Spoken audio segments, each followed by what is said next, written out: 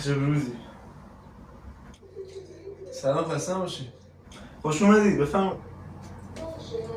نفرمایید، خواهش باش. اینجا یه ذره کثیفه. آره همونجا باش. خوش اومدید. بله. بعد خوش اومدید. بله. رسیدتون نشون بده. بله. خب خوب. پرداخت کردید. ما با مشاوری که پرداخت کردن که دیگه. آره. رتبتون چند شد اون وقت؟ 30,000. چه رشتی؟ تجربی.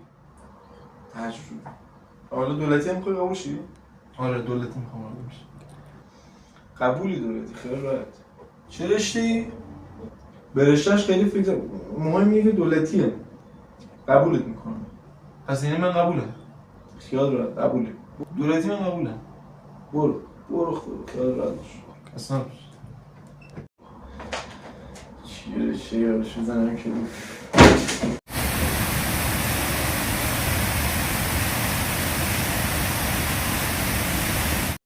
اون چی قبول شد؟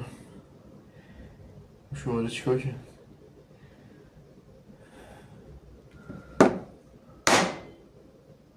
شیرگیری خورما سیستان بلوچستان.